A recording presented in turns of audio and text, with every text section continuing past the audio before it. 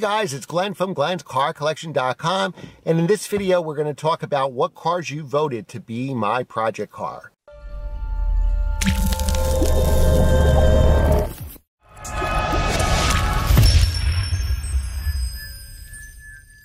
Remember, if you like what you see, remember to like, share, and subscribe. Hit that notification bell so you don't miss the next video, and leave a comment below with your thoughts on this video. All right, so a couple weeks ago, I posted a video telling you guys that when we hit 10,000 subscribers, we'll get a project car for the channel.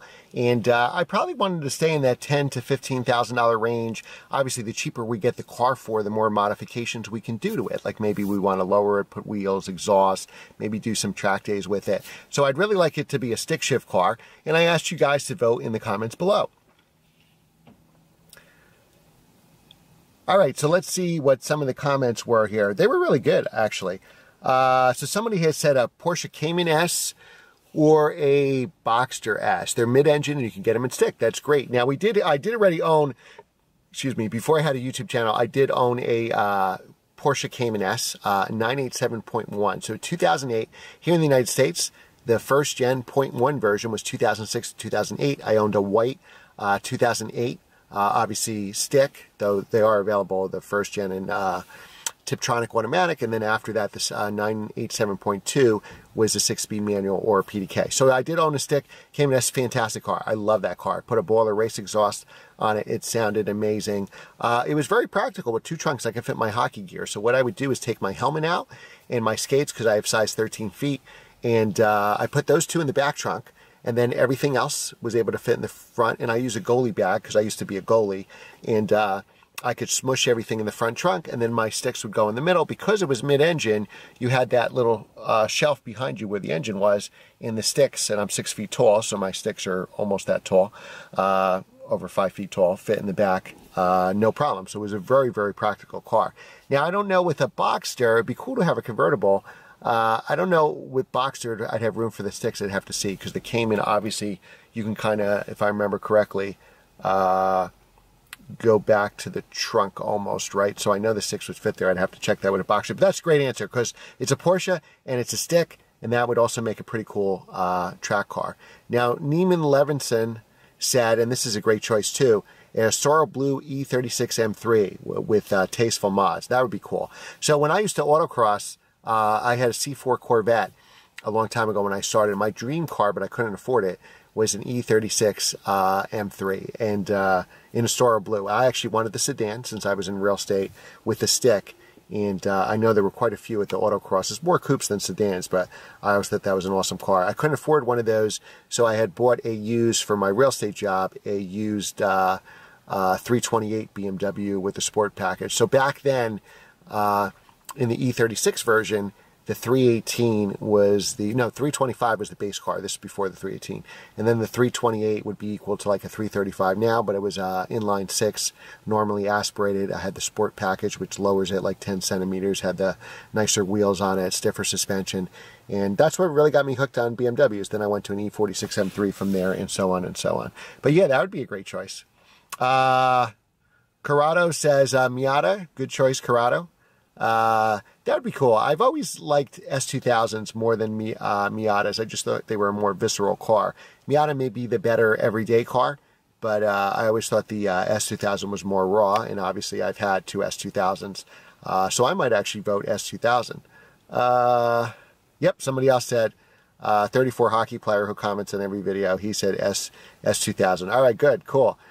Something with an N54, N55 engine. So you could scoop up, which would be a great choice, a 135 or a 335 for under 10,000. So the 135, obviously, the N54 is in my 1 Series M, which I'm going to keep the 1M forever. But yeah, we can get a 135 and make it faster than and more modified than a 1M for sure. Frozen Car Guy, who lives up north in Canada, he's at Porsche 928. I would love one of those cars, but you got to give me a good mechanic for that, because I haven't heard anything good with reliability or electronics. This is a cool choice. Datsun 260Z, that would be cool, or any Z car. I always wanted a Z car. Joe L says, Joe, last name, initial L, says C5Z06. And I agree with that. I think they've bottomed out. I had actually, way before I had a YouTube channel, I had a 2002 Electron Blue Z06 that I tracked all the time. So when I started tracking about, when I was a young kid, like 15, 20 years ago, I tracked a C4 Corvette that I bought used, and I autocrossed and tracked that every weekend. And then when I traded up after a couple years to C5 Z06, Electron Blue, and in 2002, 405 horsepower. That was a lot of horsepower. Unless you had a 911 turbo, really no car on the street was producing 400 horsepower yet. The 01 Z06, which was the first Z06 of the C5 generation, only had 385 horsepower. So when they made the power bump for in 02 to 405, that car was amazing. I had that for about 3 years. It really held its value because I bought it used, and then I sold that for my first Porsche 996 C4S. But yeah. Oh, Mark Baum says C5 Z06 too. Okay, cool. Votes for that. Jonathan Brown, who also comments on every video. You guys should all comment on every video. Says Boxster S or Cayman S. I think they've kind of bottomed out too for the first gen. The Boxsters, was made since 1996 or 7. I think was the first year here, 97. So they're still, I think, going down lower. But the Cayman S's 2006, they're pretty much at the bottom. You can get them, a lower mileage car around 25, a higher mileage car around 19 or 20. I would always go for the lower mileage car because you don't want to have some big repairs. Ian says, who also makes a lot of comments, he said an AP1, so he means an S2000, which would be a great choice because I have two AP2s, E36 M3, which we've already spoke about, and an ITR. So by ITR, he means Integra Type R. That would be my first choice, but I don't think we can get anywhere near 10K. ITRs now are going for crazy prices, like 30. Michael Cohen has some good choices here, an E39 M5, which I've always wanted to own.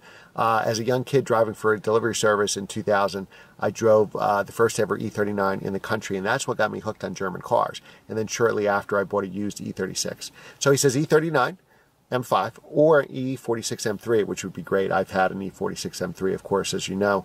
So that would be awesome. RX-8, that would be an interesting choice for sure. I've driven that car. If we can find a reliable one. I love the FD RX-7 from the 90s, but obviously that is, we're not going to find one for that price range. Ross Enzo, who always has great choices, says C6 Corvette or C5 Z06, so another vote for the C5 Z06. It'd be cool to have an American car, because besides my Jeep Grand Cherokee, we don't have an American car for the channel. Diablo Roadster said Ferrari 308 or mid-year Corvette. 30K will get you into something. I don't think you can get a 308 here for 30K anymore. And mid-year Corvette, what he means by that is a 63 to 67 Corvette. So those are called C2 Corvettes. C1s are before that, obviously C3s after that. 63, as you know, is the split window, and then 67 is the last gen. I was always like gaga over muscle cars. This is way before YouTube channel as a kid. So the cheapest of those cars to buy for mid-years would be a 64, because the 63 has the split window. They took it away for 64, and I believe, if I remember correctly, 65 started the big blocks, and then 66 and 67 you can get the 427 engine. All right, Alex P always says Bugatti Veyron. That's his answer for everything. I wish. Somebody said Volvo wagon and swapping an LS. Yeah, so like if you watch, what was that show? I think it's Comedians in Cars Getting Coffee with Jerry Seinfeld. He takes out David Letterman, and David Letterman had a Volvo wagon all souped up from Paul Newman. And it was like supercharged the whole bit. So that, yeah, a wagon and stick would be great. Like maybe an Audi S4 wagon and stick, or a BMW stick wagon. Maybe something that can be all-wheel drive. I recently posted a video of somebody who took a 325iX and actually swapped in an S54 and some M3 body panels.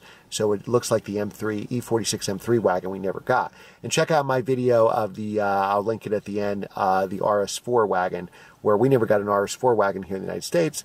But a subscriber contacted me, and he came actually down to New Jersey from Connecticut, came to meet me here in my town. He basically took a couple parted out RS4s and took an S4 wagon and transformed it. So you had the engine, the drivetrain, suspension from an RS4 in an S4. And it was probably one of the best cars I ever drove. And it just sold for big money. I would have bought it if I could, believe me. Jay, first initial, last name Smith, says 2009 Mercedes SL63 AMG, G37S Infiniti, Coupe 6-speed, VR4 Mitsubishi, as you know, 3000, or the Nissan 300ZX. Those are all great choices as well. Porsche 944, an E30 M3, that would be pretty cool. Jonathan Brown has a friend with a 2002 Boxster S that he could sell me for cheap. So those are pretty awesome choices. So I'm going to give you, leave another choice below. If you voted the first time and you're still happy with that choice, vote and say it again. If you're seeing this for the first time, you can vote on here too. I'll take the results from here and there, and plus I'll look for my own. Now, according to analytics that I've gotten from YouTube, it looks like we would hit 10,000 subscribers on September 1st, which would be awesome because that's my birthday. But it would be cool to get something for the summer, so let's try to hit that 10,000 subscribers now. So if each one of you gets one friend, so try to get 2 friends to subscribe, because maybe only one will hit the subscribe button. If we all can ask 2 friends to subscribe and one actually does, we'll hit the 10,000 subscribers in no time, maybe even next month, and then we can shop for a project car, have a cool one for the summer. So again, vote below. Even if I mention your name and you vote in the first video, you know, reiterate your choice down below and say it again. If you're watching this video for the first time, give me your choice below. Remember, I want a manual shift car. Remember to like, share, and subscribe. Smash that like button and leave your comment below, and hit that notification bell once you hit the subscription button, because we post 3 videos a week every Monday, Wednesday, Friday. Thanks again for watching, guys, and I will see you next time.